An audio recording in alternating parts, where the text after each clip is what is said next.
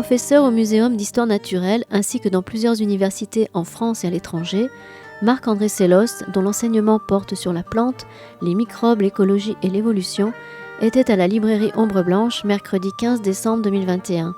Il y présentait son ouvrage « L'origine du monde » paru chez Actes Sud.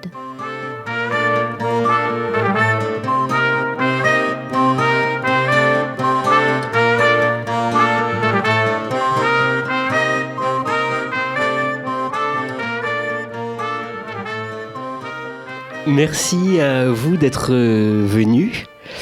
Aujourd'hui, cette moitié du mois de décembre, dans cette salle des rencontres qui est, en plus, en ce mois de décembre, richement décorée d'une expo de photos de Dieu Z.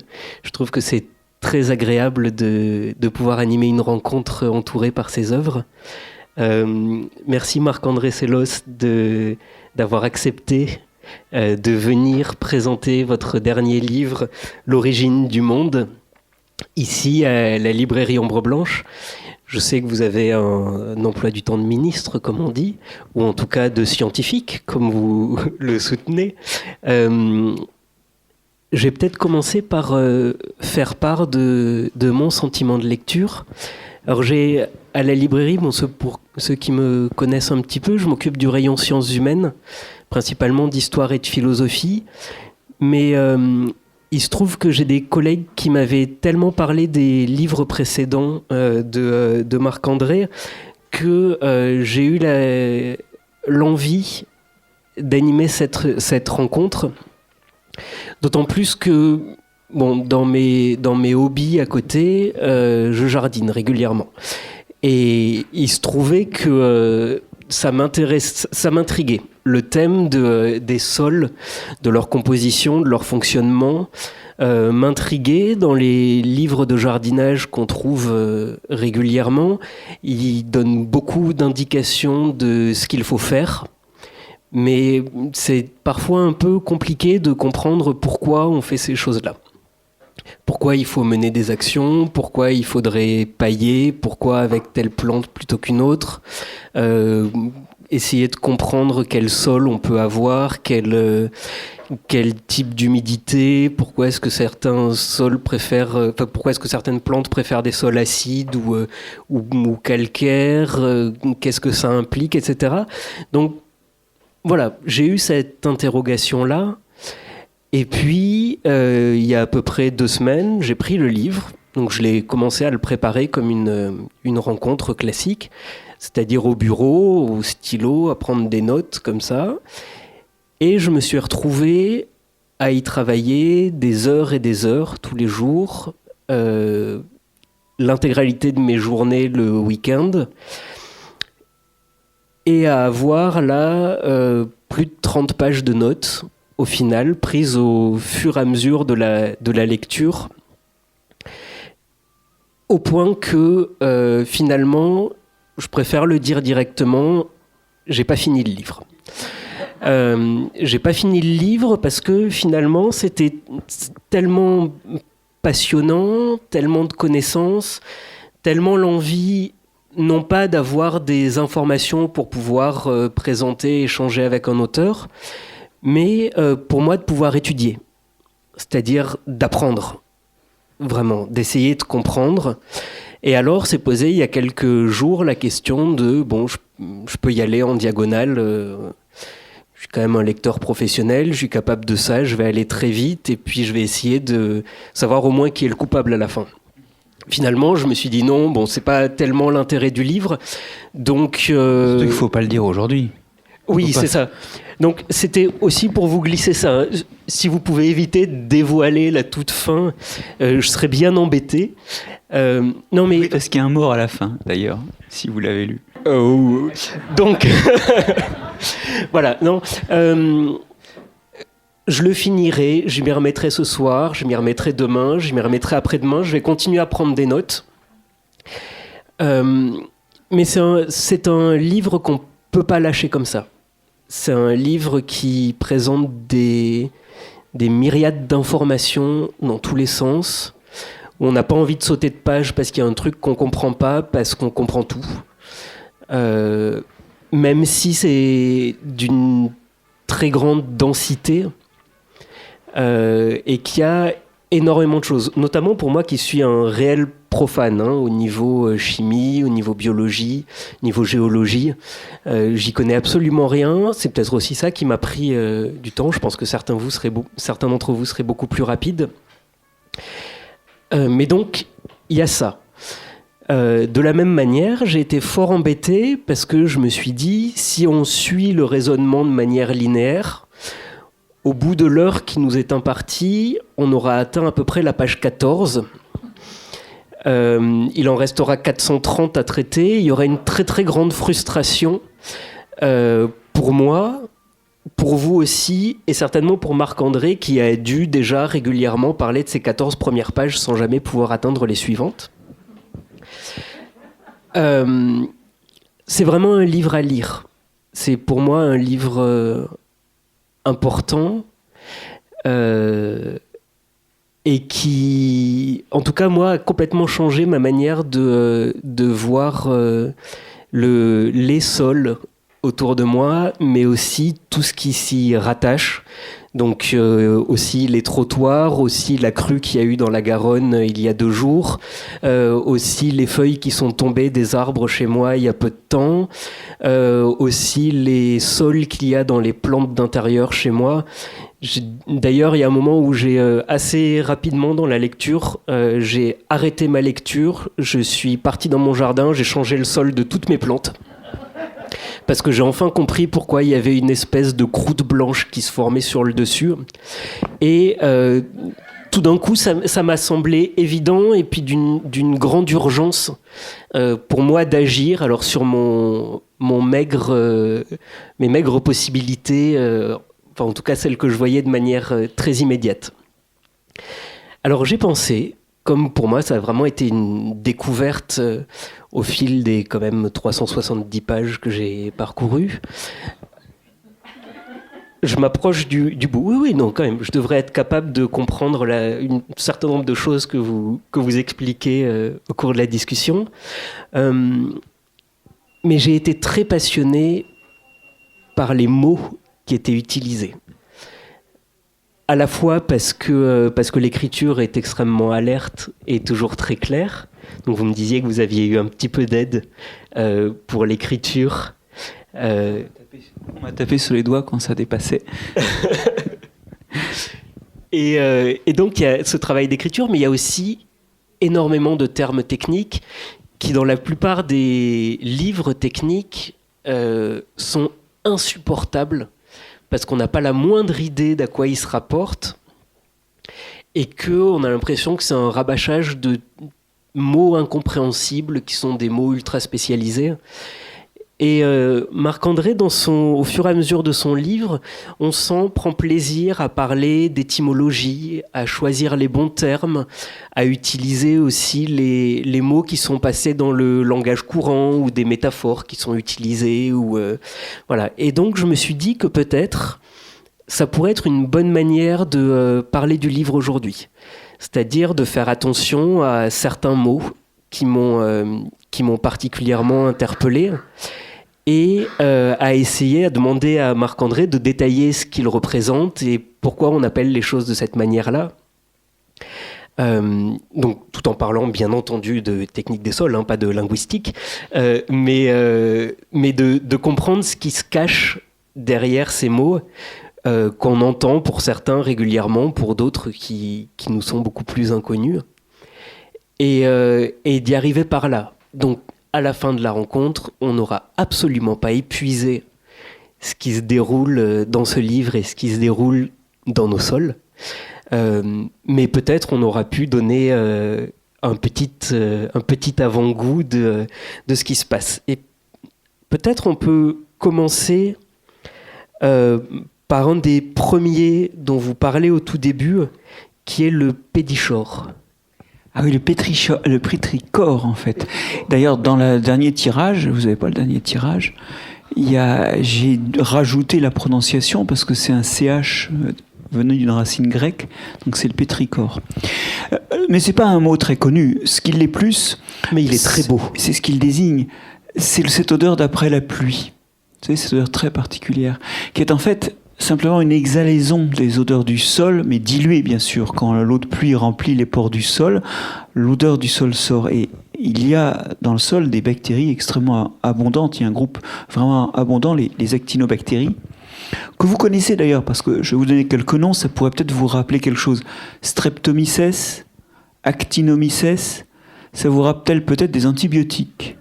Actinomycine, streptomycine. Hein. Et en réalité, ça fait partie des bactéries auxquelles on doit certains de nos antibiotiques. Eh bien, ces bactéries produisent une molécule, alors, dont bizarrement on connaît très bien la façon dont elles la produisent, mais absolument pas le rôle. Et elles la produisent en abondance, c'est la géosmine. Géosmine, ça veut dire l'odeur de sol. Et de fait, l'odeur de terre, hein, quand ça sent la terre, eh ben, c'est l'odeur de ces bactéries. Et c'est cette odeur-là qui s'échappe du sol et diluée, contribue à l'odeur d'après la pluie, contribue au pétrichor. Alors, pour le coup, ça illustre aussi un autre aspect de ce livre, c'est qu'il y a tout un tas d'organismes. Si je vous dis actinobactéries, probablement ça ne dit pas grand-chose à ceux d'entre vous qui ne sont pas biologistes, mais voilà, c'est quelque chose dont vous connaissez l'odeur. Et ça, c'est la chose que moi je traque. Ce qu'on connaît intimement au point d'en connaître l'odeur, sans en connaître le nom ou l'existence. C'est ça que j'essaie de lever dans le livre. Et en fait, c'est une façon de montrer que ce qu'on explique dans le fonctionnement des sols a un lien au quotidien, à notre vie, à ce qui nous entoure, et est bel et bien l'origine du monde qui nous entoure. Et alors, est-ce que vous pourriez peut-être nous dire plus précisément pourquoi est-ce que, une fois que l'eau de pluie est tombée, cette odeur en ressort? Eh bien, le sol est plein de trous hein, qui sont remplis d'air, et un petit peu d'eau, et quand il a plu, effectivement, l'eau de pluie chasse cet air et il se retrouve dilué. Donc la perception n'est pas la même, évidemment, puisque ça dépend fortement de la concentration. Ça sent plus la terre, ça sent le pétrichor. Il y a une autre odeur dont vous parlez, l'octénol. Alors bon là c'est un nom de formule chimique, hein. C'est un composé à 8 carbones, une insaturation et une fonction alcool, l'octénol. Bon, c'est un composé qui se forme par altération d'un certain nombre de molécules grasses, de phospholipides très exactement, des champignons quand on casse les filaments microscopiques dont ils sont constitués, ou au moment où ils se reproduisent et ils font cette partie charnue que vous ramassez, mais qui n'est que l'organe reproducteur, hein, qui produit ces spores qui vont être dispersés par le vent et faire de nouveau naître un champignon, mais sous sa forme quotidienne, microscopique, un réseau de filaments microscopiques dans le sol. Voilà, c'est ça. Et donc, quand vous coupez un champignon, vous avez cette odeur de champignon qui sort, c'est l'octénol. Mais il y a beaucoup de sols, quand vous les tripatouillez, quand vous les sentez, notamment les sols forestiers, ils sentent pas la terre, ils sentent le champignon. C'est parce que là, les champignons dominent. Et finalement, on retrouve de nouveau cette idée qu'un certain nombre de choses microscopiques peuvent quand même parler à certains sens, bien sûr, pas l'œil, c'est clair, mais ils peuvent parler au nez. J'essaie toujours de porter beaucoup d'attention à ça. Je l'avais fait avec encore plus d'efforts dans le précédent livre, les goûts et les couleurs du monde, qui était un livre sur une famille de molécules complètement ignorées, alors même que vous dormez, vous mangez, vous vivez avec tous les jours et que ça représente plus de 40% de la biomasse qui vous entoure. C'est les tanins. Et les tanins, effectivement, personne ne les connaît, tout le monde s'en fout, et les ventes du livre témoignent du fait que c'est pas comme le sol ou les microbes ça se vend, mais les tanins, personne n'a réalisé à quel point ils hantent notre quotidien et ils peuplent notre univers olfactif et visuel, au point que quand on a lu le livre, on se sent un petit peu ridicule de pas se rendre compte que, par exemple, dans cette pièce, les 3/4 de ce qui nous entoure, c'est coloré par les tanins. Alors, j'avais envie de commencer par ce terme, par cet aspect, à cause du côté très sensible et que vous développez beaucoup dans le livre, c'est-à-dire les sensations qu'on peut avoir par rapport au sol. Vous proposez régulièrement, alors à chaque début de grande partie, au début de nombreux chapitres, des petites expériences à faire. Et il y a quelque chose vraiment d'aller toucher le sol, de le humer, de le regarder, d'y aller vraiment, et pas de l'étudier d'en dehors ou de très loin. C'est quelque chose qui vous paraît important, ça Oui. En fait, il faut recréer un lien à l'objet. C'est pas une abstraction que l'on crée. C'est une image, une représentation de ce qui est à côté de nous. Donc effectivement, il y a des fois, je propose de faire des choses à droite à gauche. Mais ça, c'est à la fois, d'abord, le réflexe d'un enseignant d'histoire naturelle, de sciences de vie et de la Terre, on dirait, ou de biologie, d'aller ancrer dans le réel les concepts qu'on essaie de faire émerger, d'une part. Mais d'autre part, c'est aussi cette idée de mobiliser tous les sens pour comprendre ce qui nous entoure. C'est vrai on est vraiment, on est un peu handicapé du toucher, handicapé de l'odeur, handicapé du goût. Et les pédologues n'échappent pas, donc les spécialistes des sciences du sol, puisque la science du sol c'est la pédologie, les pédologues n'échappent pas à cette règle. Vous savez, ils mâchent certains sols. Quand vous avez un sol fait de particules fines, les plus fines ce sont des argiles, les moins fines ce sont des limons. Vous voyez, les argiles c'est moins de 2 microns, les limons c'est plus de 2 microns jusqu'à une vingtaine de microns. C'est-à-dire de 2 millièmes, les limons font de 2 millièmes à 2 centièmes de millimètre. Tout ça, c'est pas visible à l'œil nu, et c'est pas très facile de savoir qu'est-ce qui domine quand on a un sol dont on voit pas les éléments. Bien, vous le mâchez, si ça crisse sous la dent, c'est que c'est des limons. Ça crisse exactement comme votre dentifrice, parce que dedans, il y a de la silice broyée, à la taille justement des limons. Donc si vous mâchez un peu de votre dentifrice ce soir, vous le sentirez crisser parce qu'il contient des limons. Si c'est des argiles, ça crisse pas. Voilà. Puis après on recrache parce qu'évidemment on n'avale pas le sol, mais il y a un lien sensoriel. Et puis alors goûter du sol, c'est pas dangereux si on recrache. Faut pas faire ça avec une plante. Cette plante-là, si vous la goûtez, vous risquez d'avoir assez mal à la bouche, par exemple. Mais le sol, ça peut se mettre dans la bouche si ça se recrache. Et puis en plus, il y a des odeurs, il y a des... Enfin voilà, les sens sont un moyen de connaître. Et de connaître d'une façon d'ailleurs qui, si on utilise tous les sens, est plus intéressante, je pense, que simplement la vue. Voir, ça passe par le cortex. C'est complètement maîtrisé, complètement conscient. Et pour le coup, si vous fermez les yeux, vous pouvez voir une fraise. Faites l'expérience, hein. Moi je la vois, la fraise, là. Gardez les yeux ouverts, fermez-les, faites comme vous voulez, essayez de vous représenter l'odeur de la fraise. Ça, on ne peut pas. On se représente vaguement une fraise, et on se dit, mais on ne peut pas avoir une réminiscence de l'odeur de fraise. Bon, pourquoi ? Parce que ces perceptions-là, les goûts, à strictement parler, les odeurs, tout ça, ça passe par le système limbique. Il n'y a pas de représentation associée. C'est que de l'émotion. Et c'est donc une autre façon de connaître.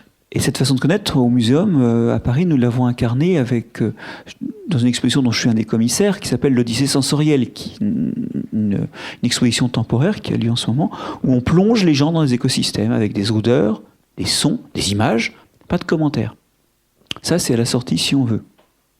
Il y a notamment une salle sur le sol, où on sent l'octénol, on sent le pétrichor, on sent la truffe aussi. Voilà. Et l'idée, c'est de parler aux gens différemment. Je dis pas qu'ils vont en améliorer leur connaissance du monde, mais enfin, c'est une des façons de faire parmi d'autres que nous pratiquons au muséum, notamment les expositions bavardes avec des explications partout. Pour rentrer dans du plus technique sur les sols, je pense peut-être parler de leur formation. Et là, pareillement, moi j'ai trouvé des termes peut-être qui vont vous sembler complètement évidents ou anecdotiques ou ésotériques. Mais donc on parle de pédogénèse. Et vous expliquez longuement le passage de la roche-mère, la création d'un biofilm, d'un lithosol, du randzine, du brunisol, du luvisol, pour atteindre finalement un climax. Est-ce que vous pourriez essayer de nous exposer brièvement quels sont ces passages et à quoi correspondent ces termes ? Alors, peut-être que je l'explique longuement, mais c'est quand même plus court que dans la vie, parce que pour le coup, entre le moment où une roche affleure et est au contact de l'air et le moment où il s'y est développé un sol épais comme celui de la Beauce ou d'une forêt des environs de Toulouse, il s'écoule entre 1000 et 10 000 ans. Donc je pense que c'est quand même présumé. Mais pour être plus sérieux, cette façade-là est un peu ravalée, alors ça va pas faire notre affaire, celle que je vois dehors. Mais dès que vous avez une roche qui affleure, et ça se voit très bien sur les façades, vous avez rapidement une patine qui apparaît bleu-grise. En fait, c'est que déjà, c'est plus réellement la pierre de la façade ou la pierre de la falaise, il y a déjà un peuplement microbien. Et déjà là, on peut dire que c'est un sol, alors on dit lithosol parce qu'on y devine la pierre, lithos, mais c'est déjà le début parce qu'il y a déjà tous les processus. Ces processus, c'est le fait que la vie va aider à transformer la roche en autre chose, et notamment des tas de substances solubles dans l'eau qui nourrissent les êtres vivants. Potassium, calcium, sodium, mais aussi ammonium, phosphate. Et puis, c'est de la matière organique de ces organismes-là, quand ils meurent, mélangée à ça, mais qui se décompose lentement pour donner aussi du phosphate, de l'ammonium, enfin des éléments nutritifs, quoi. Donc il y a déjà dans cette micro-croûte, à une micro-échelle, ce qui va se passer après dans les sols. Un mélange de vivants morts et de morceaux de roche qui s'abîment. Mais à ce moment-là, c'est extrêmement mince. Petit à petit, ça s'épaissit, et s'il n'y a pas trop de pente, sur une falaise ou sur une façade, ça tombe, c'est tout. Mais si ça s'épaissit un petit peu, on va commencer à avoir des lichens qui s'installent, et puis des mousses. Et ces mousses, elles retiennent, quand vous soulevez un petit coussinet de mousse sur un mur, dessous, il y a un petit peu de terre qui est retenue. Donc, vous voyez que ça commence à s'épaissir. Et c'est la suite de cette histoire. Ça va s'épaissir encore, ça va donner des stades intermédiaires, qu'on appelle des rancœurs sur du granit, ou si on est sur du calcaire, on appelle ça une renzine. Peu importe, c'est des sols qui font quelques dizaines de centimètres, qui sont très noirs, très riche en matière organique. Puis petit à petit, ces sols évoluent et il s'opère plusieurs mécanismes. D'abord, à force que l'eau de pluie passe dedans, elle emmène tout le calcium. Donc dans les complexes qui se font entre l'argile et la matière organique, c'est le fer qui va remplacer le calcium. Et quand ces complexes sont faits avec du fer, la matière organique s'altère plus vite, donc c'est moins noir. Et puis il y a le rouge du fer. Et ce fer, il est libéré de la roche, tout simplement. Donc il s'accumule, il remplace le calcium, et entre sa propre couleur rouge et la matière organique qui est moins dense, vous avez des sols qui deviennent bruns. Et petit à petit, on arrive à ce qu'on appelle un sol brun. Puis l'eau continue à passer là-dedans, et il y a un entraînement des argiles. Les argiles, pour des raisons compliquées que j'explique dans le livre, mais sont entraînées par la gravité, et le sol commence à être, on dit, lessivé. Et là, on arrive à un point où pendant ce temps-là, pendant que ce sol s'épaissit et subit cette brunification puis ce lessivage, là je vous parle de la mise en place d'un sol de chez nous. Si vous allez au Congo, ça va être autre chose. Autre climat, autre lieu, autre sol. Mais chez nous, pendant ce processus, comme le sol est de plus en plus épais, il y a des plantes de plus en plus exigeantes qui se sont mises en place. D'abord, il y a eu une prairie. Puis rapidement, des premiers arbustes ont pu s'installer dans ces sols parce qu'ils étaient assez profonds. Chaque fois que des choses plus importantes s'installent, elles produisent plus de matière organique, et donc elles injectent plus de matière organique dans le sol à la mort des racines et des feuilles. Ça s'épaissit encore. Et finalement, les premiers arbres arrivent, et finalement, c'est une forêt. Et puis on arrive à un stade où, ma foi, c'est plus ou moins stable, au moins à l'échelle de quelques milliers d'années. Chez nous, c'est une forêt de hêtres et de chênes sur un sol brun lessivé. Et ça, c'est ce qu'on appelle le climax. C'est une sorte d'état stable, pas au niveau des temps géologiques, mais stable à l'échelle du millénaire. Ça peut changer avec le climat, c'est en train de changer avec le climat chez nous, mais c'est cet état final où finalement il existe des micro-évolutions, mais pas énormes. Et ça, donc, c'est pour un sol de chez nous, comme vous dites, mais il existe d'autres types de sols que vous évoquez, notamment avec ces mots, alors que peut-être on connaît mieux, mais peut-être est-ce que vous pourriez nous parler un petit peu des landes, des mangroves, de la terra preta? Alors peut-être pas de tout ça, mais la terra preta. Oui, parce que en fait, il y a des sols différents selon les climats, un peu aussi selon les roches qui se trouvent en dessous, mais c'est surtout le climat qui détermine le sol, en déterminant aussi la végétation. En fait, le climax, c'est sol et végétation, c'est une combinaison des deux. Et donc on pourrait faire des livres entiers en décrivant tous les types de sols. Ça, je ne l'ai pas fait. J'ai choisi les sols qui illustraient à la fois des choses connues ou ou des endroits qu'on connaît, mais j'ai surtout pas fait un catalogue des sols. En fait, je ne saurais pas le faire. J'avoue très honnêtement que dans la classification internationale des sols, j'ai compté les sols que je connaissais, j'en connais moins de 10%. Voilà, vous le dire. Mais on va parler de la terra preta parce qu'elle est très intéressante. En fait, la terra preta, c'est d'abord une énigme. Ce sont des terres extrêmement noires, extrêmement productives, que l'on trouve dans le bassin amazonien, entourées de sols beaucoup moins riches. Nous sommes dans la forêt amazonienne. Alors c'est bizarre, mais ça se comprend quand on regarde de près, parce que dedans il y a des morceaux de charbon, mais aussi des petits morceaux d'eau, et même des poteries. Ça renvoie au fait que la forêt amazonienne, elle a très longtemps été peuplée et assez urbanisée, ou en tout cas sillonnée de routes et d'installations agricoles. Lisez Les 12 travaux de l'Amazonie de Rostin, un livre que je vous recommande, qui raconte comment l'Amazonie a été en partie pas façonnée, parce que c'est plutôt, ça tient plutôt de la taille, comme la taille d'une pierre précieuse, retouchée par l'homme, à l'époque précolombienne, avant que les maladies introduites par les Européens ne suppriment toute population. Et c'est ces populations-là, précisément, qui ont créé les terra preta, en y mettant les débris de combustion incomplète de leurs cheminées, en y mettant leurs poubelles, d'où les eaux, en y mettant en fait tous leurs déchets ménagers, ce qui à l'époque n'était pas bien grave, parce qu'il n'y avait pas de plastique, et il n'y avait pas trop de métaux lourds. Et ça a petit à petit créé des sols à la fois riches d'apports en azote et en phosphate. Ces eaux, au fur et à mesure qu'ils se déstabilisent, par exemple, libèrent du phosphate. Et des sols qui, grâce au charbon, ont des capacités de rétention en eau importantes. Et aujourd'hui même, où les populations n'entretiennent plus ces sols restent des sols extrêmement fertiles. Alors terra preta, donc si ma mémoire est bonne en portugais, ça veut dire terre noire, c'est ça.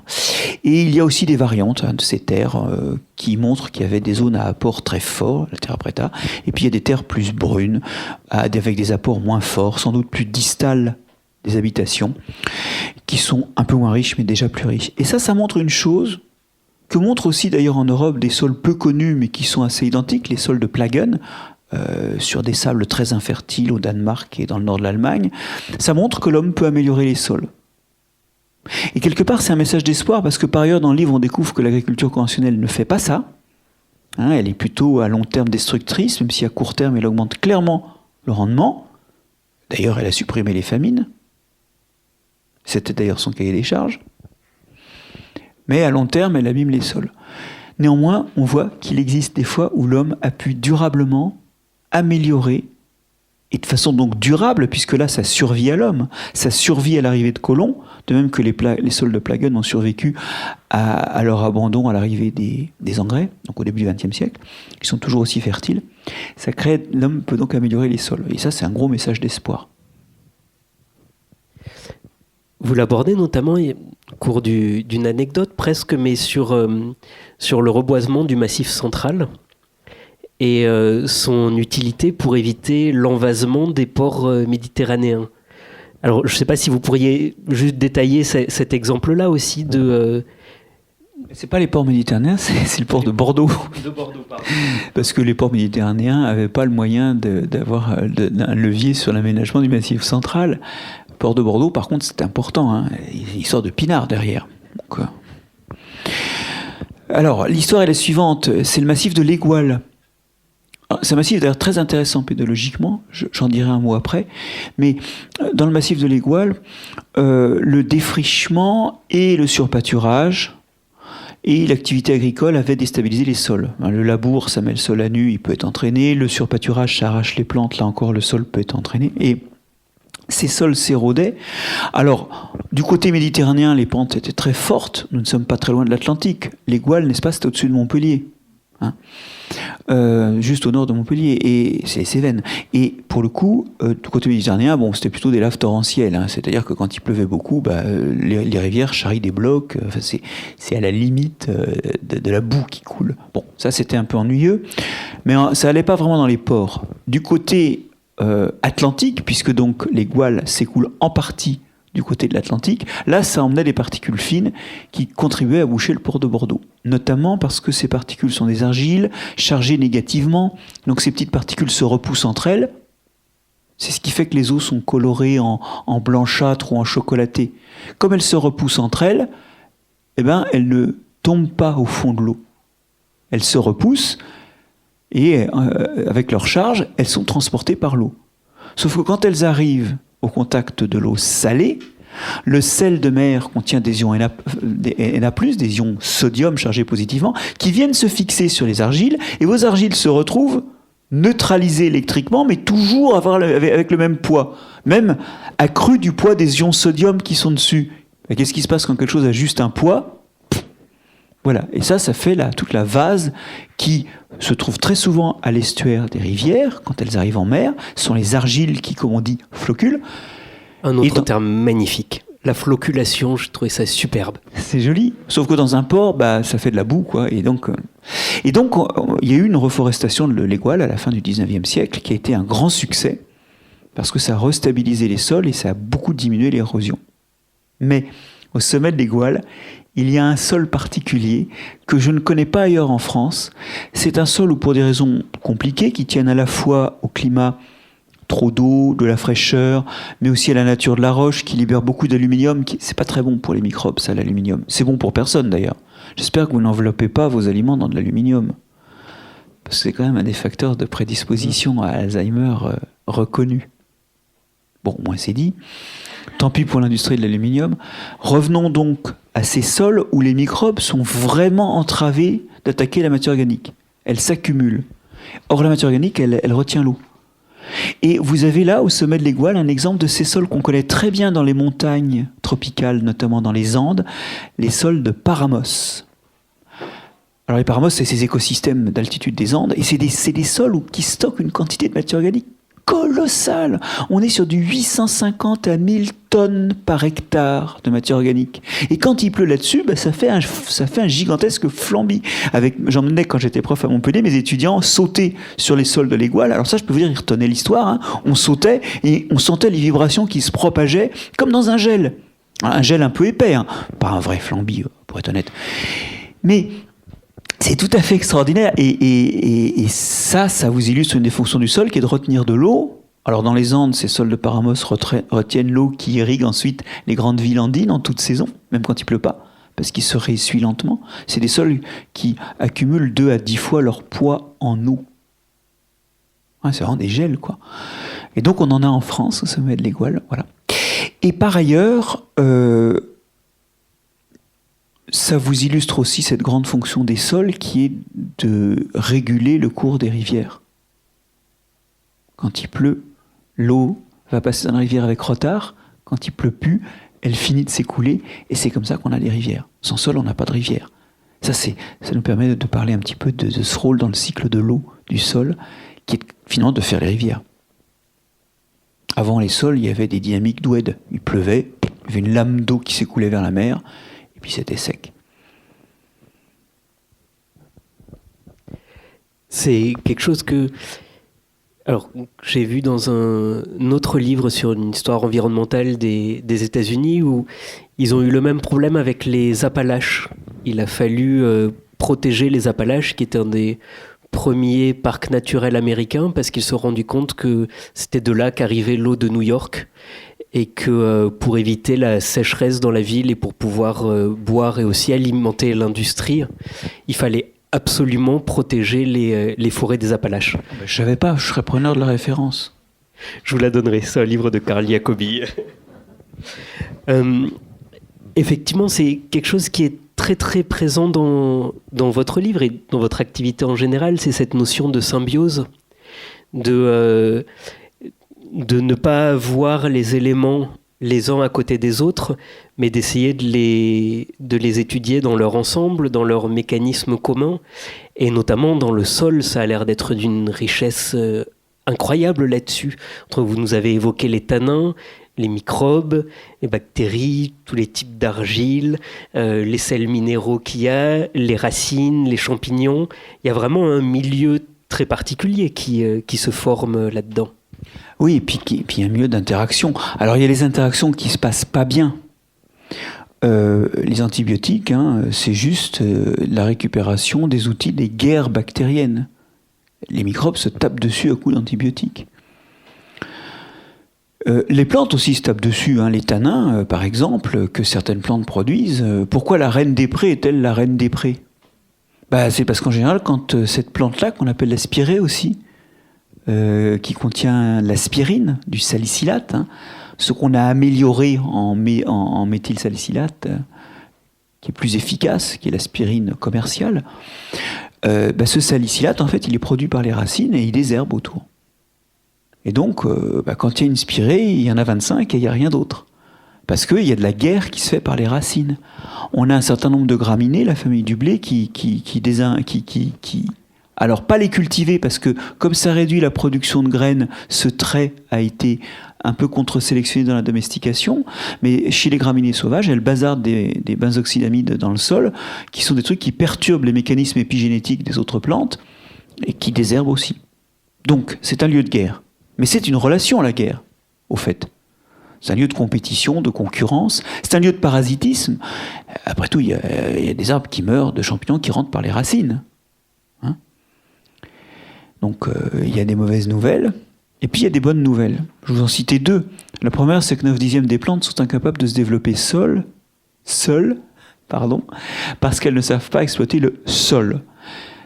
Ce que je veux dire par là, c'est que 9/10 des plantes, et ça c'est là-dessus que travaillent mes équipes de recherche au Muséum à Paris, à l'université de Gdańsk en Pologne et puis un peu en Chine. Enfin là, ils travaillent tout seuls, surtout en ce moment.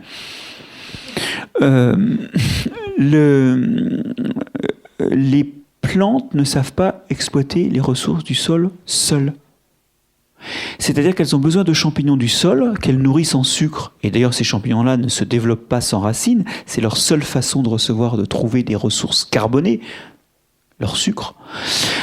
Mais ces champignons savent aller chercher de l'azote, du phosphate, de l'eau, des sels minéraux dont ils se servent notamment pour eux-mêmes et dont ils donnent une partie à la plante. Et c'est comme ça que les plantes se nourrissent.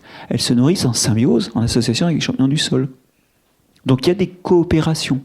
Une autre, par exemple, c'est celle qui permet de transformer lentement l'ammonium du sol, qui est le premier produit formé lors de la décomposition des organismes, des feuilles mortes, des animaux morts, des choses comme ça, en nitrate, qui est la forme préférée de tout un tas de micro-organismes du sol et des racines, enfin, et des champignons qui nourrissent les racines. Okay.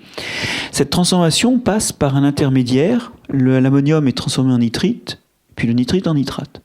Le nitrite, vous le connaissez, c'est un composé toxique. Si bien toxique qu'on en fait du sel nitrité pour conserver le jambon. Et n'en déplaise à certains... Ah, c'est enregistré. Donc, n'en déplaise à certains que je ne citerai pas, et qui ont publié des rapports favorables à ça, le nitrite, c'est toxique. Bon, on peut aimer la charcuterie, moi je suis un amateur de charcutaille, mais je préfère qu'elle soit sans sel nitrité. Bon, et donc, il y a un vrai problème, parce que cet intermédiaire est hautement toxique. Alors les bactéries qui le produisent, qui transforment l'ammonium en nitrite, et qui donc produisent un déchet toxique susceptible de les tuer, vivent étroitement associés, scotchés, parce que là il ne faut pas que la ressource s'échappe, vous allez voir pourquoi, à des bactéries qui utilisent ce nitrite et font des nitrates. Dans les deux cas, ce mécanisme consomme de l'oxygène et leur donne de l'énergie qui leur permet de vivre, comme vous la respiration. Ok ?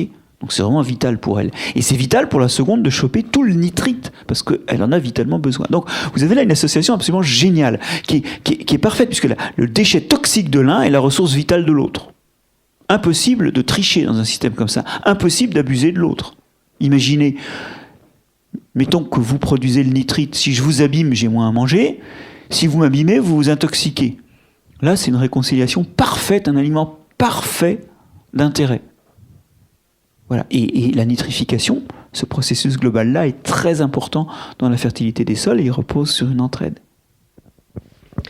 Alors, vous avez abordé les parasites un petit peu. Peut-être qu'on peut... Je pense que la phylloxéra, certains d'entre vous sont au courant, qui attaque les vignes. Mais il y a aussi l'oomycète, que je prononce certainement pas de la bonne manière, mais Topi, ou l'armillère, peut-être, dont vous pourriez nous parler.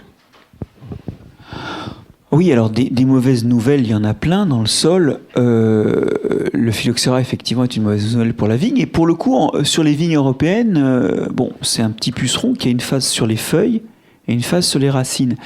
Et En fait, en Europe, nos vignes sont très très sensibles des racines, mais pas tellement des feuilles. Ce qui fait que dans sa phase racinaire en hiver, le puceron proliférait, tuant la vigne. Et puis en été, on ne le voyait pas beaucoup, quoi, parce qu'on voyait très très peu de pucerons installés sur les feuilles. Et donc, on a mis quelque temps à comprendre que le phylloxéra, ce qui veut dire en grec les feuilles séchées, c'était le résultat de ce puceron. C'est Planchon à Montpellier qui a découvert ça, donc, et qui a permis de comprendre ce qui se passait, et puis a permis d'essayer de trouver des solutions, sachant qu'aujourd'hui la solution c'est de greffer nos vignes dont les feuilles sont résistantes aux pucerons sur des porte-greffes qui sont d'origine américaine et qui eux sont résistants aux pucerons, puisque là-bas il y a plein d'espèces de vignes qui ne sont pas notre Vitis vinifera, mais et qui, si elles vivent en Amérique, c'est qu'elles supportent le puceron.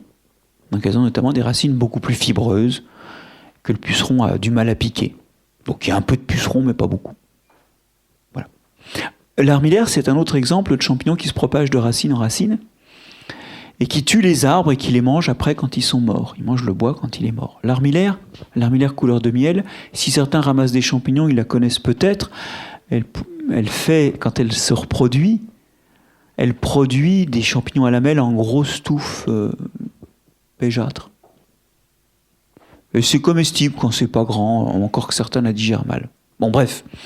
Cette armillaire, elle se propage d'arbre en arbre, et il y a certaines forêts qui n'ont jamais été coupées par l'homme, où le même individu s'est étendu, et je raconte dans le livre l'histoire d'un individu qui couvre l'équivalent de 1500 terrains de foot, une dizaine d'hectares, et qui a probablement entre quelques milliers d'années et 10 000 ans d'âge, le temps d'occuper tout ce volume, et qui prospère là, en tuant quelques arbres par-ci par-là.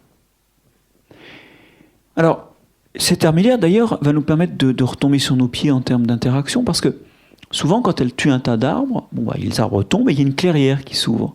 Et là, il y a plein de plantes qui ont besoin de lumière pour pousser, qui s'installent, qui ne seraient pas là sans l'armillaire. Alors, qui est l'armillaire ? Un tueur d'arbres ou un bienfaiteur de plantes aimant la lumière ? C'est comme la vie, c'est ni bon ni mauvais. Ça, ce sont des visions anthropiques. Ça existe. C'est quelque chose qui revient régulièrement dans votre livre sur le fait que rien n'est entièrement toxique, mais il y a peut-être des doses à ne pas dépasser ou des mélanges qui se font, qui peuvent se faire de manière tout à fait naturelle. Et dès que ça dépasse un seuil, ça devient problématique. Et ce sont des choses dont vous abordez sur les pollutions, sur les métaux lourds, qui peuvent être statiques, qui peuvent être posés là, exister tranquillement, et puis qui tout d'un coup, par une intervention autre, vont se mettre à évoluer, à sortir du sol, à sortir de leur milieu, à être entraînés, à bouger et à entraîner des complications terribles. Vous le voyez notamment sur un autre thème que peut-être certains ont un peu écouté, sur les argiles en Bretagne.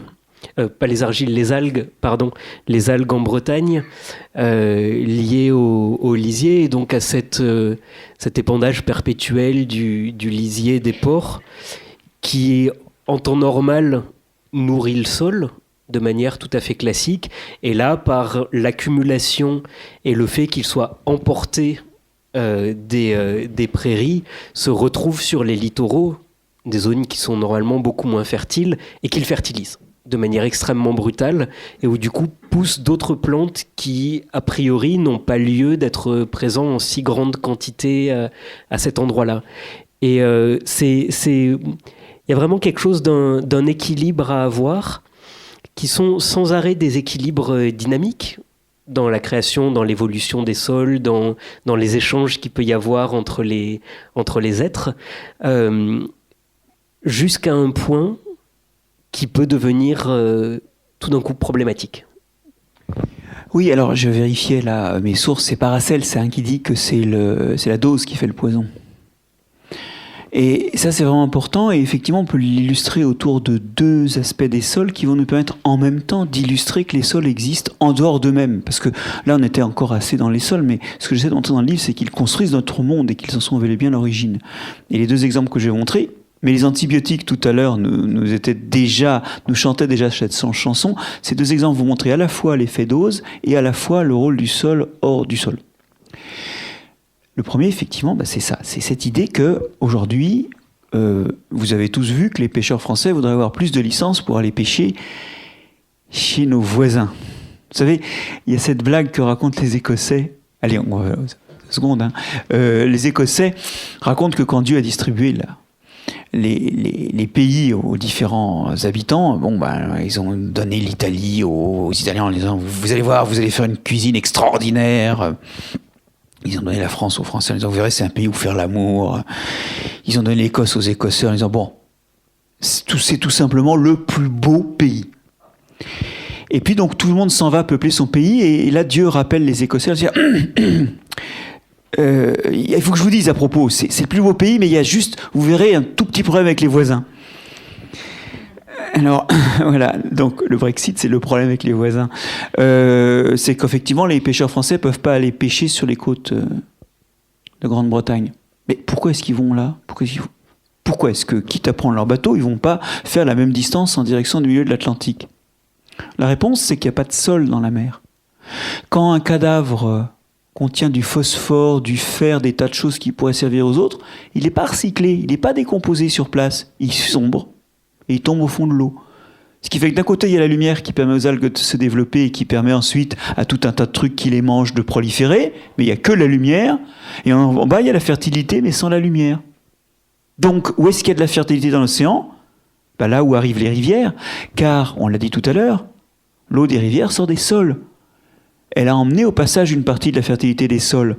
Et donc, c'est pour ça que c'est sur les littoraux qu'il y a de la vie et qu'on a envie de pêcher. Et les Anglais, ils ont quand même un grand littoral avec des rivières qui arrivent, enfin des fleuves qui débouchent en mer. Voilà le truc.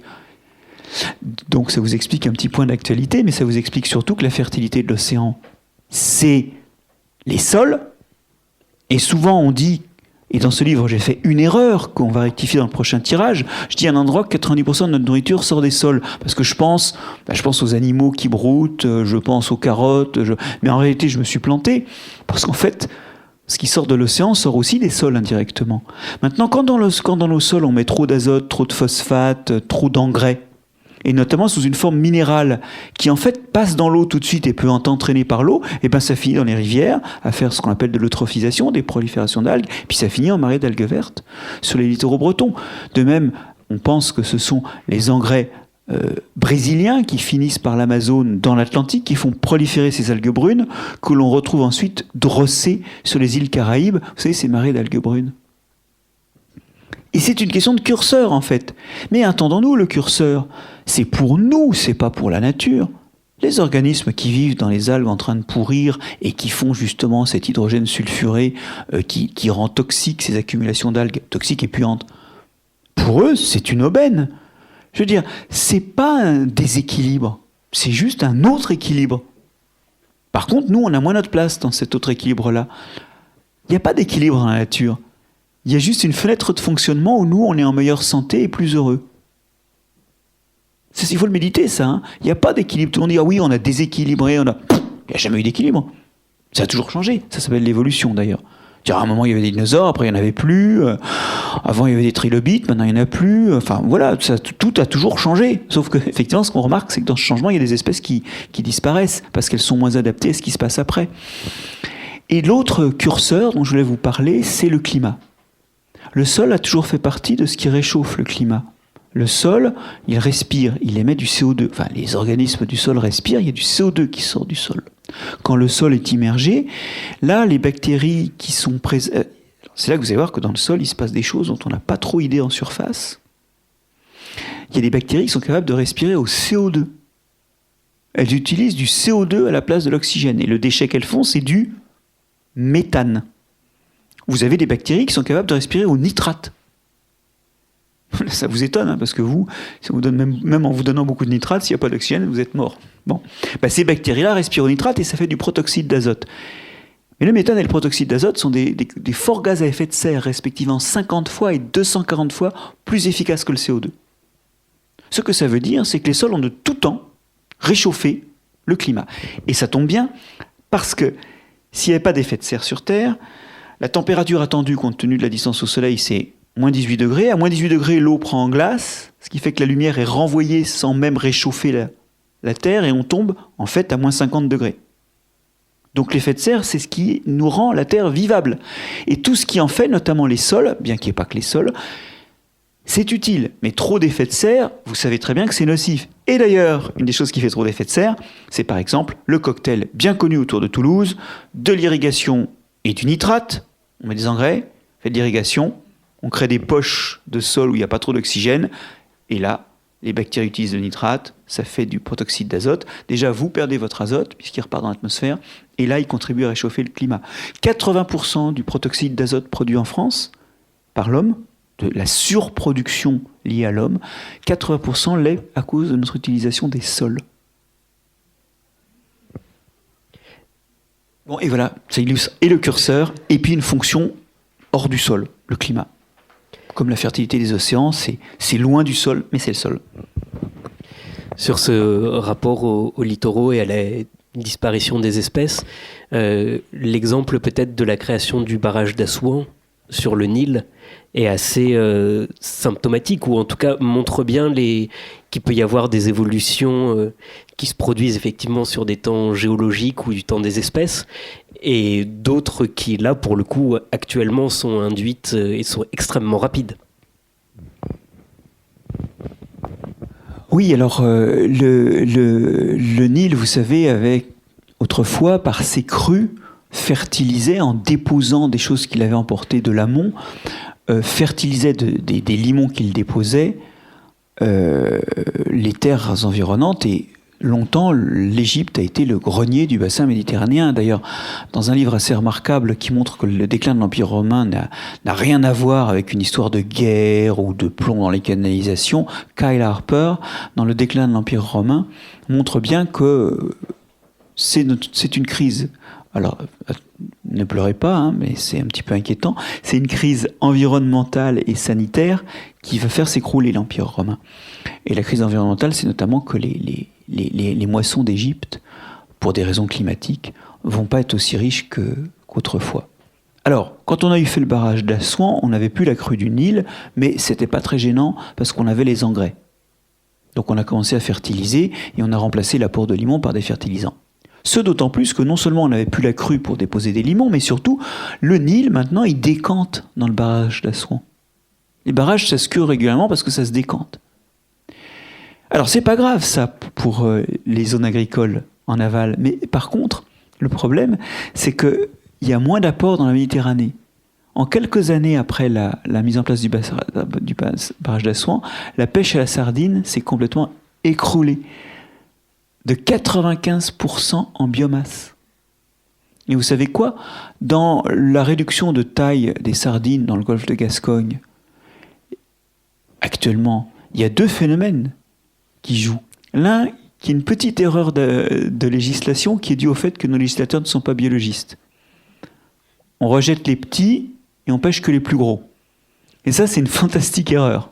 Et si vous pensez que c'est bon, c'est juste que vous ne raisonnez pas évolutivement.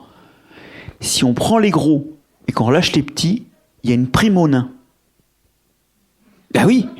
Et si le nanisme est génétique, eh ben les nains font plus de descendants que les gros. Et donc vous réduisez la taille de vos prises. Donc ça, c'est le premier problème. Dans le golfe de Gascogne, pardon, j'ai dit le golfe de Gascogne, je voulais dire le golfe du Lion. La taille des sardines en 10 ans, la taille des sardines à 1 an a été divisée par 3. Il y a une prime aux nains. Voilà.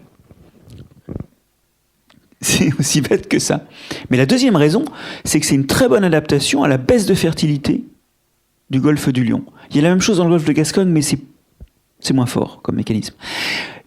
Le Rhône ramenait pratiquement 30 millions de tonnes de sédiments au golfe du Lion tous les ans au début du XXe siècle. Maintenant, on est tombé à 8 millions. Parce que certaines eaux sont détournées pour l'irrigation et la fertilité va se déposer dans les champs. Vous allez me dire, c'est bien. Parce qu'aussi un certain nombre d'ouvrages, notamment d'endiguements et autres, contribuent à réduire la charge du Rhône et à faire sédimenter plus cette charge. Et donc, on est tombé à 8 millions de tonnes, c'est-à-dire à peine le tiers de ce qu'on avait. Et ça, c'est les fertilisants du golfe du Lion. Donc, nous aussi, on est en train de vivre un désastre de la sardine à cause de notre gestion des rivières et de la façon dont elles connectent ou pas bien les sols, dont elles drainent les eaux et les océans. Je ne sais pas s'il y a déjà des questions dans le public, des interrogations, des remarques. Peut-être pour vous laisser le temps de les préparer. On parle ici de l'influence humaine et de l'utilisation humaine des sols qui peut avoir des répercussions terribles, dramatiques. Mais vous parlez aussi peut-être de possibilités d'amendement des sols et de possibilités ou de réalité qui a toujours été utilisée et de possibilités aussi d'utiliser les sols pour essayer d'améliorer les choses. Oui, absolument. C'est pas un livre qui est fait pour affoler les troupes. Il y a d'abord une grande volonté d'émerveiller les gens et deuxièmement de montrer à quel point il y a des solutions. D'ailleurs, c'est l'histoire de l'écologie. L'écologie, on la convoque aujourd'hui pour expliquer des catastrophes et nous voilà réduits à l'état de Cassandre et de justificateur de nouvelles taxes. Mais si on prend en charge l'écologie en amont, si c'est vraiment quelque chose que l'on vit, que l'on intuite, c'est source de solutions. Bon, c'est peut-être le climat dont vous voulez qu'on parle de nouveau. Nos sols agricoles ont beaucoup perdu de matière organique parce que quand on laboure, il y a beaucoup d'oxygène qui rentre, la respiration est plus forte. Et puis en plus, on récolte. Et aujourd'hui, on n'amène plus de fumier, on amène des engrais minéraux. Du coup, nos sols agricoles sont très pauvres en matière organique. Et ça entraîne des dysfonctionnements de ces sols sur plusieurs plans. Déjà, ça réduit la vie microbienne parce qu'il n'y a pas beaucoup de matière organique. Or, il y a quand même beaucoup de microbes. D'accord, il y en a qui se débrouillent en oxydant le nitrite ou l'ammonium. Mais enfin, quand même, la vie des sols, c'est surtout des trucs qui boulottent de la matière organique morte, en grande quantité. Tout le monde n'a pas la chance d'être un champignon mycorhizien nourri par une plante ou une bactérie avec un métabolisme bizarre dans le genre oxydation du manganèse, parce qu'il y a aussi des trucs comme ça. Il y en a qui vivent en oxydant du manganèse. Bon. Mais essentiellement, les bactéries et les champignons du sol mangent de la matière organique et les animaux mangent des microbes. Donc, tout s'effondre. Deuxièmement, la matière organique, ça tient les morceaux du sol. Donc, la résistance à l'érosion.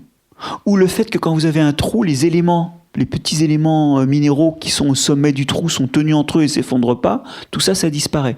En fait, vous perdez de la structure et votre sol devient plus sensible à l'érosion. On sait que les sols labourés, ils érodent 10 à 100 fois plus que les autres sols. Donc, j'ai perdu mes microbes. J'ai perdu ma stabilité face à l'érosion. J'ai perdu la stabilité des trous, donc la capacité à retenir l'eau. Et d'ailleurs, je la perds aussi, cette capacité à retenir l'eau, parce que la matière organique fait partie des choses qui retiennent l'eau dans les sols. On parlait tout à l'heure des sols du sommet de l'Igual, ou des sols des Paramos, qui retiennent de l'eau en grande quantité, parce qu'ils sont riches en matière organique, en fait. Bon. Donc vous voyez que cette perte de matière organique, elle est dramatique pour le fonctionnement des sols, à ce point même que, aujourd'hui, ces sols-là s'érodent et disparaissent sous nos yeux. Bon. Dans le même temps, on a des ordures ménagères où il y a de la matière organique. Alors elles sont mélangées avec tout le reste, elles s'en vont partout, alors même qu'on pourrait les remettre dans les sols. Or, on a calculé, et c'est d'ailleurs ce qui donne le nom à cette initiative qui avait été initialement portée par notre ministre de l'Agriculture, son nom m'échappe à l'instant, je vais le retrouver, sous Hollande, Stéphane Le Foll. Stéphane Le Foll avait porté cette initiative. Stéphane Le Foll est... Bon, on a les idées politiques qu'on veut, mais c'était quelqu'un qui savait la biologie des sols, la biologie des plantes, et qui avait encouragé des démarches autour de l'agroforesterie, ou de ce dont je vais parler, qui ont malheureusement pas survécu à son mandat. Mais le fait est que le 4 pour 1000 porte son nom à cause du calcul suivant. Si chaque année, vous augmentez la quantité de matière organique de tous les sols, alors ça fixe les idées, parce qu'on ne va pas aller faire ça en Tanzanie, mais bon. Si vous augmentez de 4 pour 1000 la quantité de matière organique dans les sols, vous avez fixé dans le sol, vous avez compensé l'intégralité du CO2 émis par l'humanité cette année-là. Alors, on ne peut pas le faire dans tous les sols, mais il y a des sols qui en ont besoin.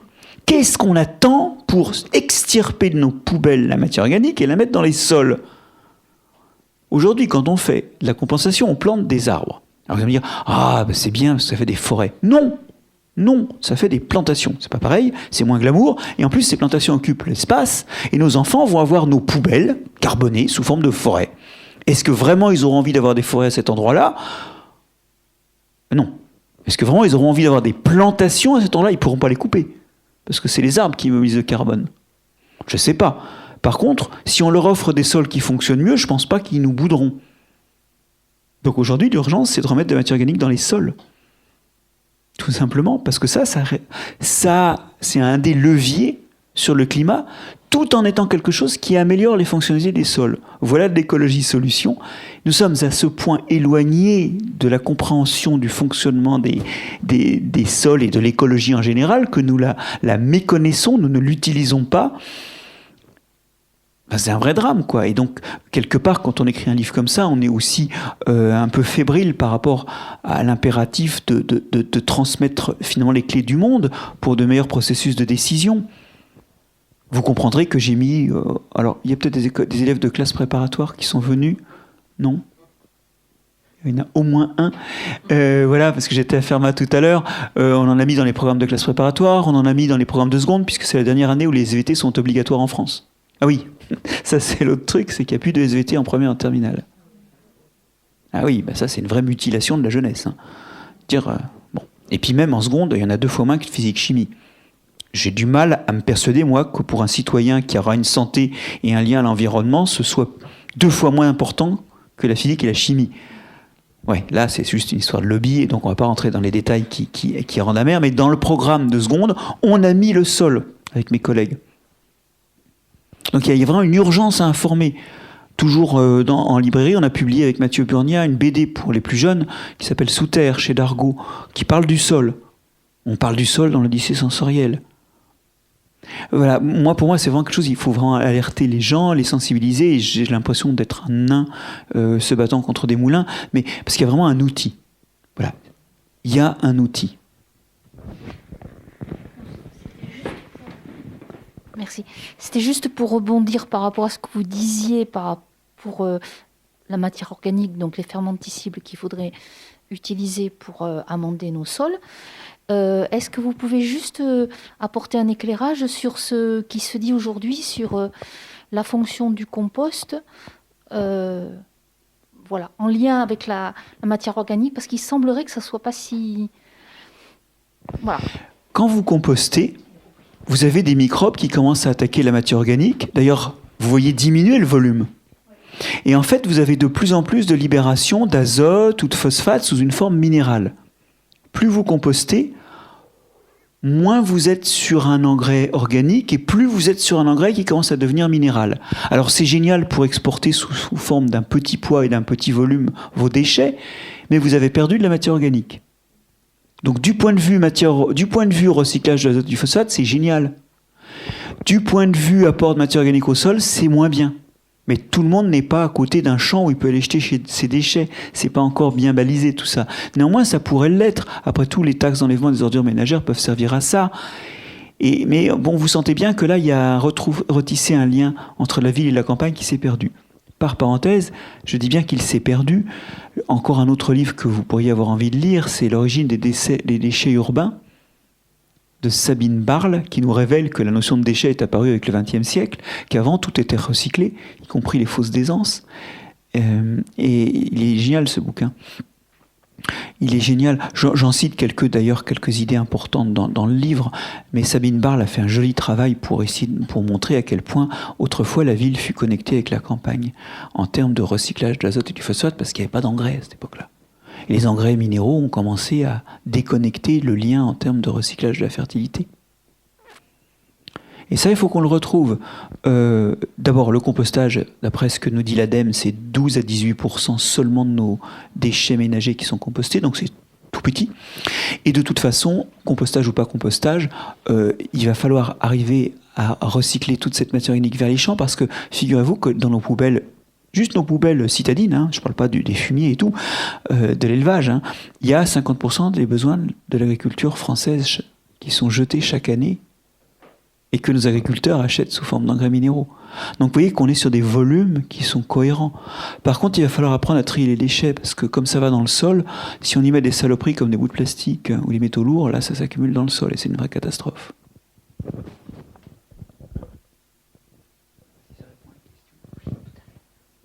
Composter si vous ne pouvez pas faire mieux. Pas par rapport à cette question, donc il vaut mieux mettre ses déchets à la limite dans son jardin, si on a un jardin, directement dans son jardin. Moi j'ai vu faire ça sur des sols de toits urbains, oui, de jeter carrément les ordures comme ça, puis on attend que ça commence à se décomposer un peu en surface. Alors la seule limite de ça, c'est si vos déchets sont des déchets humains, des excréments, des choses comme ça, alors ça il ne faut pas. Là il faut absolument des étapes de compostage qui vont en fait changer la nature microbiologique et détruire un certain nombre de microbes du tube digestif qui pourraient vous recontaminer. Vous avez vu qu'en 2011, il y avait eu des problèmes, des intoxications et même, je crois, des morts d'hommes liés à des Escherichia coli entérotoxiques, sur des pousses qui avaient, je crois, été produites en Allemagne avec des fertilisants organiques qui n'avaient pas été bien...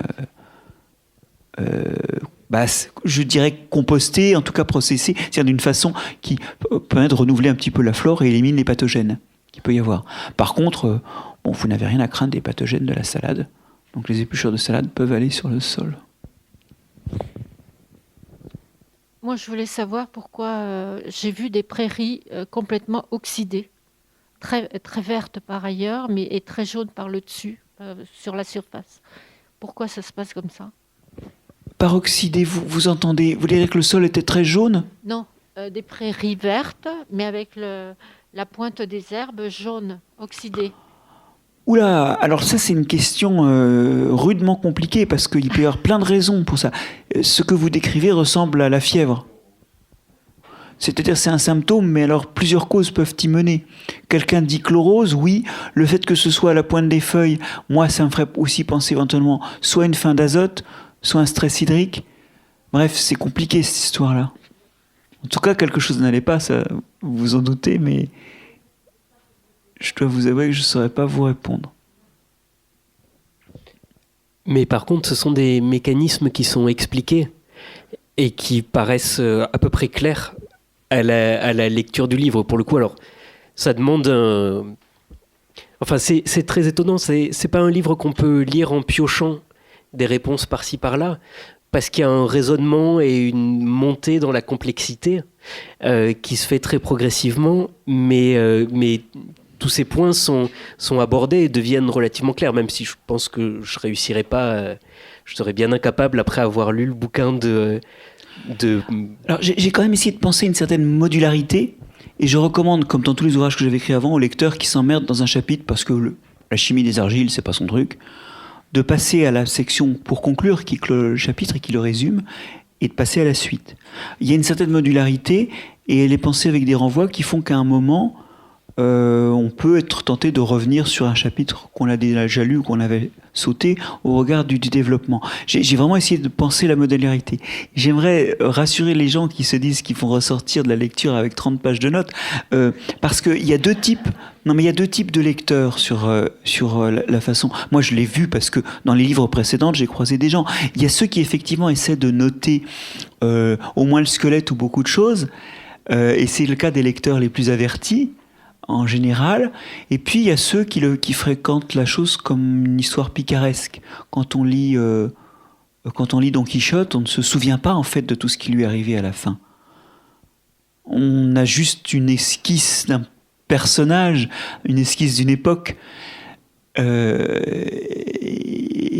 il y a que des... Enfin, voilà. Et donc, il y a une lecture de ce livre qui débouche plutôt sur retenir des linéaments d'ensemble, plutôt que des détails ou des actions sur un jardin ou sur... voilà. Mais ça ne veut pas dire que les deux lecteurs n'existent pas. Mais il y a vraiment... Enfin, ça me frappe. Il y a des gens qui lisent très vite mes livres et d'autres, quand je les revois 3 mois plus tard, ils disent « Ah oui, j'ai fait 2 chapitres. Bon, effectivement, là, maintenant, j'ai compris tout un tas de trucs. » Et c'est vraiment marrant.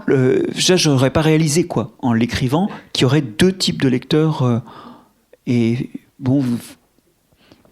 Je ne sais pas ce qu'il faut souhaiter au lecteur, d'être un lecteur rapide ou un lecteur englué, mais même ceux qui sont englués arrivent à le finir.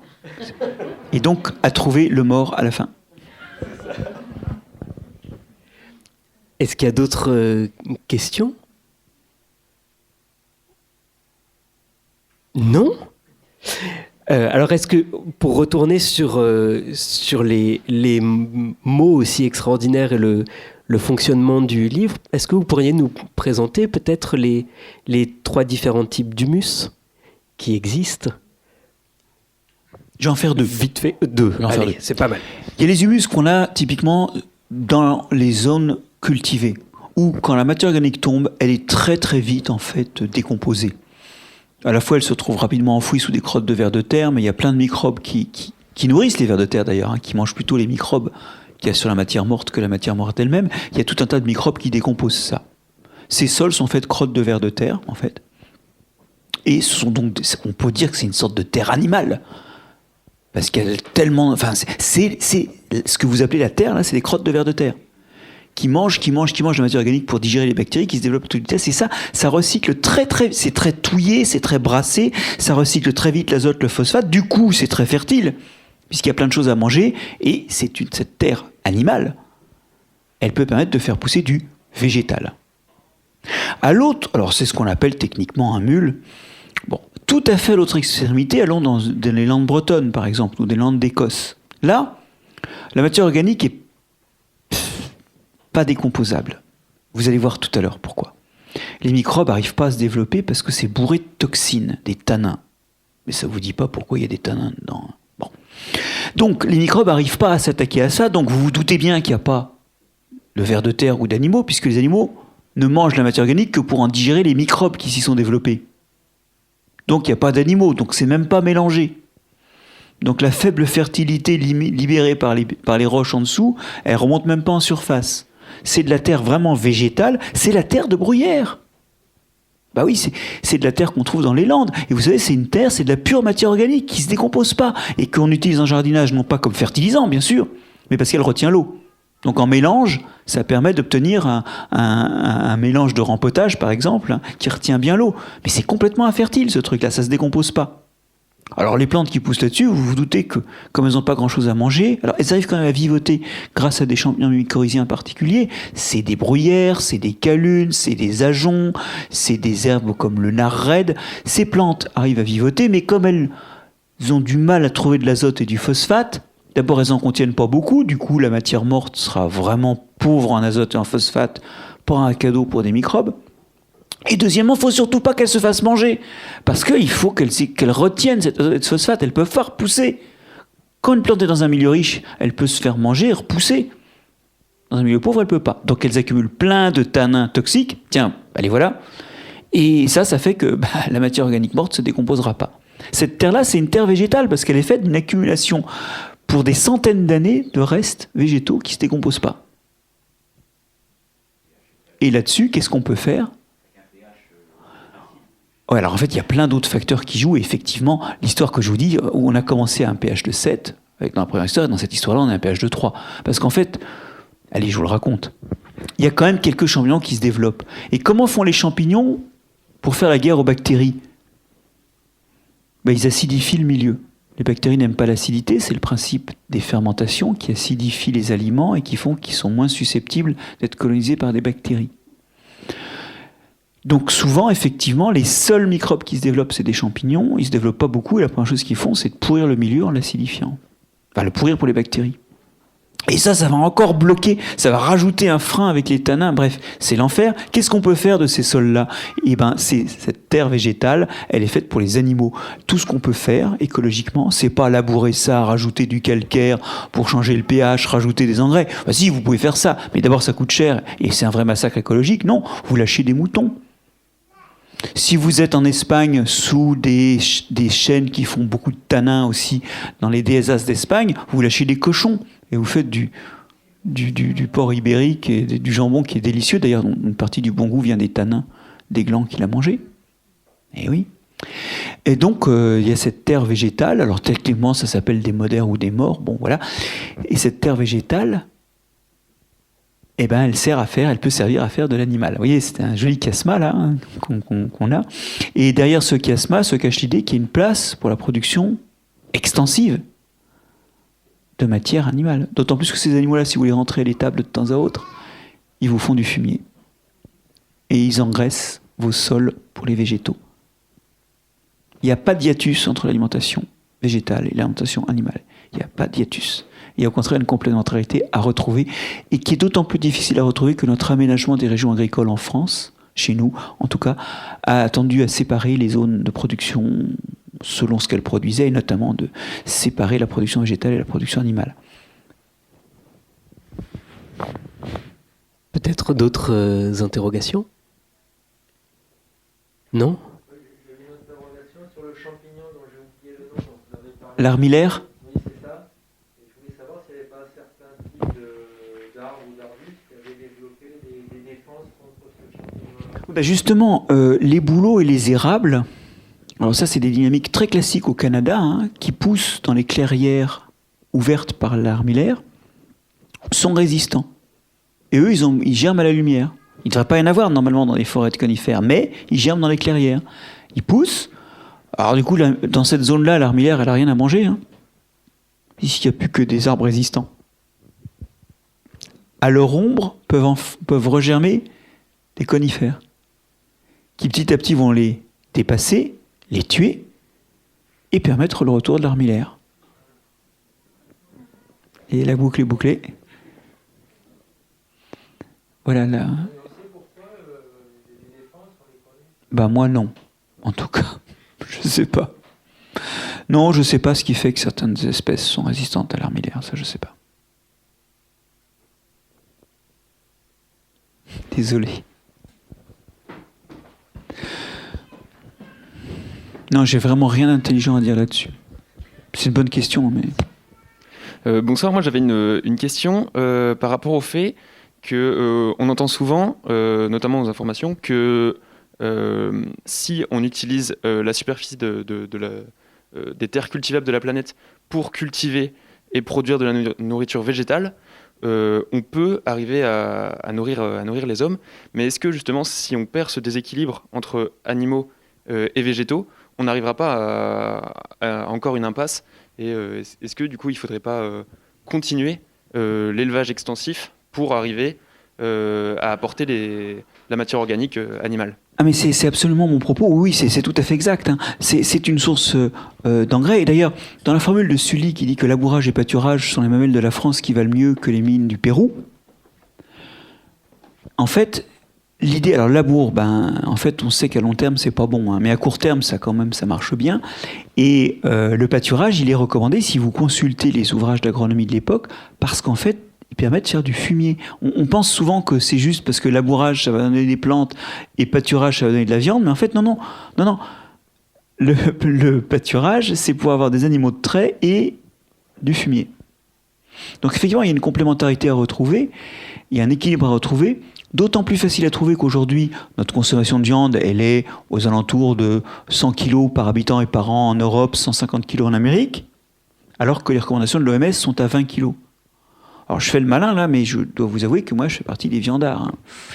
Donc c'est facile à dire, mais réduire ses habitudes de consommation, surtout dans un pays où notre gastronomie est construite autour de la viande, ou du poisson d'ailleurs, c'est plus facile à dire qu'à faire. Mais en tout cas, quoi qu'il en soit, on pourrait réduire notre consommation de viande et arriver à se caler sur ce que produirait un élevage extensif. En tout cas, c'est un pari à faire. D'autant que la surconsommation de viande est quand même une source de morbidité importante. Et là encore, on retrouve une histoire de curseur d'ailleurs. Pas assez de viande, faut des compléments vitaminiques. Les véganes, là je parle non pas des végétariens, mais les véganes, ils ont besoin de compléments vitamines régulièrement. Et moi, je juge pas, là, je veux dire par là que chacun a le droit de mettre ce qu'il veut dans son tube digestif. Alors là, c'est la seule chose, c'est de laisser, c'est comme pour la vie sexuelle, on ne vit pas dans le slip des autres, on ne vit pas dans le gosier des autres. Chacun se démerde. Oui. Tant qu'il n'abîme pas l'environnement. Et donc, l'idée, c'est que pas assez de viande ou trop de viande, ça va pas. Il y a un équilibre, alors un équilibre là, une dose idéale à trouver.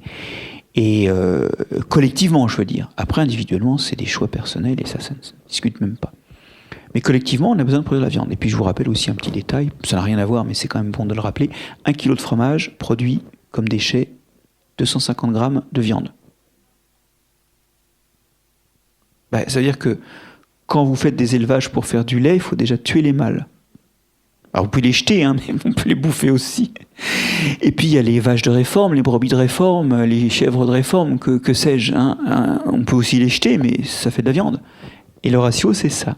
1 kilo de fromage, c'est 250 grammes de viande produite. Et une fois de plus, ça nous donne un rapport qui n'est par contre pas le rapport de la quantité de fromage et de viande qu'on mange. Vous le sentez bien. Donc on voit bien que il faut retrouver raison aussi du point de vue de la quantité de viande. Mais ce qui est intéressant, c'est que finalement, l'étude des sols nous montre qu'il y a une place pour la viande. Et il nous montre une place, évidemment, plus raisonnable que celle que nous lui accordons actuellement. C'est sympa parce que ça veut dire que le sol, ça croise les problèmes de société, voilà.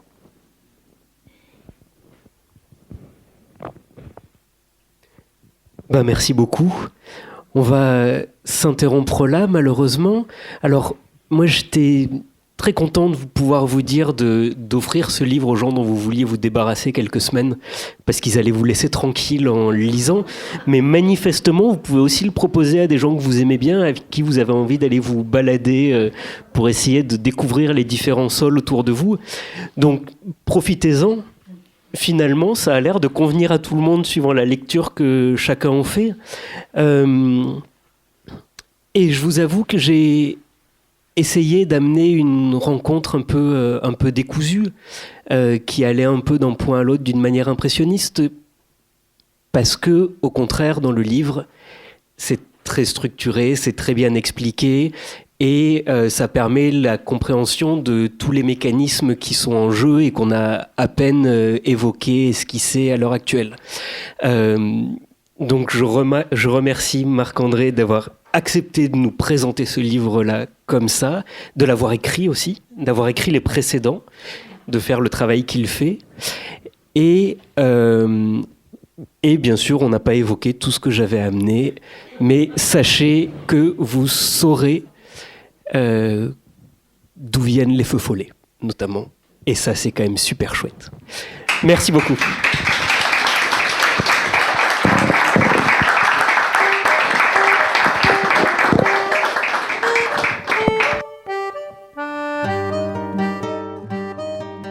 Il s'agissait d'une rencontre avec Marc-André Sellos, auteur de l'ouvrage L'origine du monde aux éditions Actes Sud, enregistré à la librairie Ombre Blanche le 15 décembre 2021, réalisé et mis en onde par Radio Radio.